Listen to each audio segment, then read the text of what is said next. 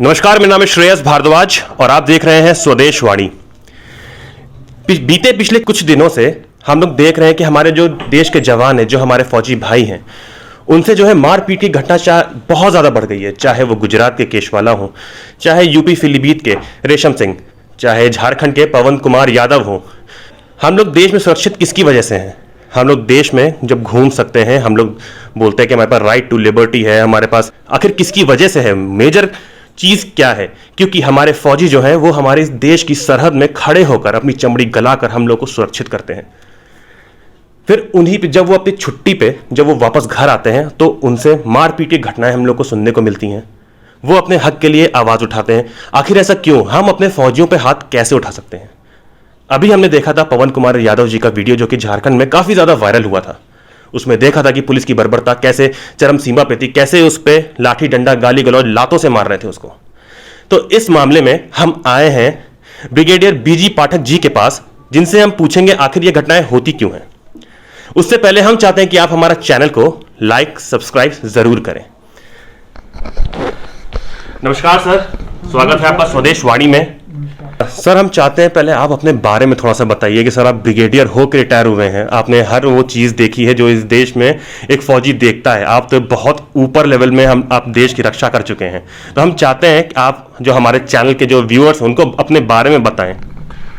देखिए, मैं ब्रिगेडियर बीजी पाठक सेना में 1979 में कमीशन हुआ था और उसके बाद तकरीबन 3.5 दशक 35 साल सेना में हर क्षेत्र में, हर मौसम में, हर फ्रंट पर सर्विस किया और बहुत तरह का स्टाफ अपॉइंटमेंट, इंस्ट्रक्शनल अपॉइंटमेंट सब जगह किया। सैनिक कल्याण निदेशालय आखिर करता क्या है? देखिए, बेसिकली सैनिक कल्याण निदेशालय का काम है कि राज्य के जितने भी सैनिक हैं, भूतपूर्व सैनिक हैं, विधवा हैं, उनके डिपेंडेंट हैं, विकलांग हैं या सर्विंग सोल्जर्स हैं, उनकी जितने भी कल्याणकारी योजनाएं हैं, उनके जितना भी वेलफेयर का काम है, उसका कोऑर्डिनेशन इस निदेशालय के द्वारा किया जाता है। इसके लिए निदेशालय के अलावा हर डिस्ट्रिक्ट लेवल पर एक पुराना जिला सैनिक कल्याण कार्यालय होता है, जो पहले DSSA बोर्ड के नाम से जाना जाता था, district soldiers sellers and airman board. चूँकि झारखंड में भूतपूर्व सैनिकों की संख्या कम है, इसलिए हर जिला के बजाय 3-4 डिपेंडिंग अपॉन जैसा कि उनका नफरी है, उसके अनुसार से 4-5 जिला को मिला करके एक जिला सैनिक कल्याण कार्यालय की स्थापना हुई है। आज के दिन में पूरे झारखंड राज्य में 5 जिला सैनिक कल्याण कार्यालय हैं। तो उनके थ्रू जो भी गांव में, जो भी उस तरीके से वहाँ के भूतपूर्व सैनिक निवास करते हैं, उनके परिवार रहते हैं, विधवाएँ रहते हैं या बहुत बूढ़े लोग रहते हैं या जो सर्विंग सोल्जर है, उनकी जितनी भी समस्याएं हैं उनका हम निराकरण राज्य सरकार और जितना भी प्रशासनिक पदाधिकारी हैं उनके संबंध से हम पूरा उनका निराकरण करते हैं। सर, वो वीडियो आपने जरूर देखा होगा जो पवन कुमार यादव, जो कि झारखंड के चतरा में, जिनकी मास चेकिंग के दौरान काफ़ी ज़्यादा पुलिस द्वारा पिटाई कर दी जाती है। तो सर, हमको ये सवाल पूछना है कि क्या पुलिस और जवान में कोऑर्डिनेशन नहीं होता है बीच में?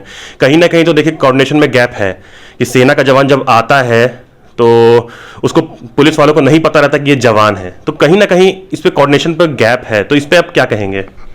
मैं इस कहता हूँ कि जो भी ऐसा किया है बहुत ही भर्त्सना लायक है और ऐसा किसी भी नॉर्मल नागरिक से या कोई भी प्रशासनिक पदाधिकारी से, खासकर पुलिस के ऐसे मेंबर से ऐसा एक्सपेक्ट नहीं किया जाता, वो भी एक फौजी के प्रति।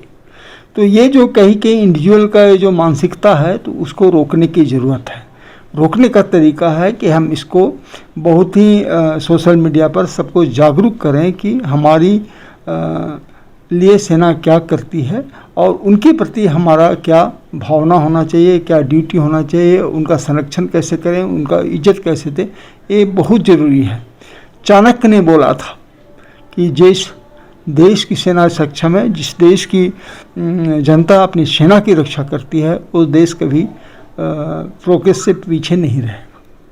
सर, जैसे अभी पवन कुमार यादव जी का जो केस हुआ था, उसमें जो हमारे पूर्व जो फौजी थे उन्होंने धरना दिया था। उन्होंने कहा था कि अगर पवन कुमार यादव जी को इंसाफ नहीं मिला तो हम रांची के 24 डिस्ट्रिक्ट पे आंदोलन करेंगे। उन्होंने एक दिन एल्बर्ट एक्का चौक पे आंदोलन किया, उसके बाद उन्होंने आंदोलन नहीं किया।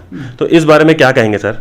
उसके बारे में इस बात को जो है मैं भी उठाया था, जो पुलिस के सीनियर पदाधिकारी हैं उनसे संज्ञान में लिया गया, और जो उस इंसिडेंट में उस घटना में संलिप्त थे उन पर कार्रवाई हुई है।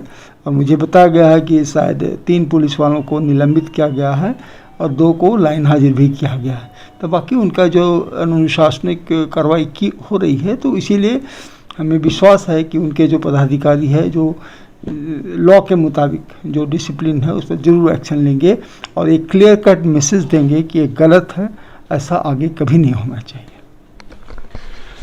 सर, जैसे जब ये केस को हम लोगों ने उठाया था और हम लोग को इसमें काफ़ी ज़्यादा लोगों ने हमें सराहना दी थी, तो कई सारे देश भर में जितने भी फौजी हैं उनके हमारे पास फ़ोन आए थे कि हमारे साथ ऐसा हो गया है, आप इस बात को उठाइए। जब हमने उससे पूछा कि आप कांटेक्ट कीजिए जो आपके जो हायर सीनियर लेवल में जो लोग हैं उनसे कांटेक्ट किया, तो उन्होंने कहा कि अब वो माहौल पहले जैसा नहीं रह गया है। पहले का बात और थी, पहले के ज़माने में ये था कि भाई जो फौजी हैं देश को हम लोग को मानते थे लोग, अब वैसा माहौल नहीं रह गया है। तो सर, पहले जैसा माहौल वापस कैसे ला सकते हैं आप लोग? इसमें देखिए बहुत सारे फैक्टर हैं। पहले जो समाज का ताना बना था आपस में, जो एक फैब्रिक था वो बहुत ही घुला मिला था, और जो देश की जो इंडिविजुअल की नैतिकता है या देश की सुरक्षा है, जो राष्ट्रभक्ति का प्रेम था, वो बहुत ही डीप रूटेड था, बहुत गहरा जड़ था। आज के ज़माने में बहुत तरह से इंफॉर्मेशन का एक ब्लास्ट हुआ है, बहुत सारी इंफॉर्मेशन अवेलेबल, इंटरनेट है, इवन बहुत ग्लोबल लेवल पर आज के बच्चे, खासकर नई जनरेशन, वो उस तरीके हैं। तो इसकी जो महत्ता थी राष्ट्रीयता की और जो नैतिकता की महत्ता थी, उससे ध्यान थोड़ा हट गया है। लोग अपने पर्सनल कैरियर के बारे में या पर्सनल प्रोग्रेस के बारे में ज़्यादा सोचने लगे हैं। तो इसलिए ये जो आपस में मेल मिलाओ, तालमेल, और किस तरह से किसका पोजीशन क्या है समाज में, वो थोड़ा गौन पड़ गया है। इसमें ध्यान देने की ज़रूरत है। सर, जैसे हमारे जो चैनल है उससे बहुत ज़्यादा यंग ब्लड है और वो जानना चाहते हैं फ़ौज के बारे में, और वो बेशक आना चाहते हैं फ़ौज में, तो उनके लिए आपके लिए क्या मैसेज, जो हमारी जो यंग जनरेशन है जो अभी आगे बढ़ रही है, उनको आप क्या मैसेज देना चाहते हैं? मैं मैसेज यही देना चाहता हूँ कि आज के ज़माने में जो फ़ौज की नौकरी है एक बहुत ही इज्जतदार, बहुत ही कमिटमेंट, और ये सिर्फ एक नौकरी नहीं है, एक कमिटमेंट है। आप पैसा से किसी का जान नहीं खरीद सकते। यहाँ आपको हर तत्पर, हर समय तत्पर रहना पड़ता है, किसी समय आपकी जान जा सकती है। तो जब तक आप वो जुनून आप में नहीं होगा तब तक आप फौज में भी सफल नहीं होगा। तो आप में जुनून होना है देशभक्ति का, कुर्बान होने का। पैसा तो पीछे है, वो तो सेकेंडरी चीज़ है, वो तो परिवार देखने के लिए, आपका डे टू डे ज़रूरतों को पूरा करने के लिए है। लेकिन एक कमिटमेंट, ये जुनून चाहिए आप में कि हम देश के लिए अपना प्राण न्यौछावर करेंगे, ये हम जो है भारत माता की सेवा करेंगे, तब आगे जाइए। और बहुत सारे अपॉर्चुनिटी हैं, जवान से लेकर अफसर बनने तक, उसको टाइम टू टाइम मीडिया में आता रहता है, पेपर में आता रहता है, रिक्रूटमेंट रैली होता रहता है, तो उसमें आप जरूर भाग लीजिए। और मैं आपसे गुजारिश करूंगा कि इसका पूरा फ़ायदा उठाइए और एक इज्जतदार जीवन जिए।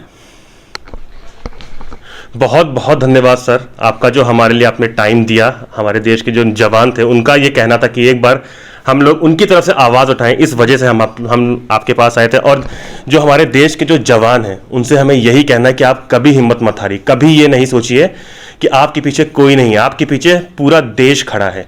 4-5 जो असामाजिक तत्व हैं उनकी वजह से आप अपना मोराल डाउन कभी मत कीजिए।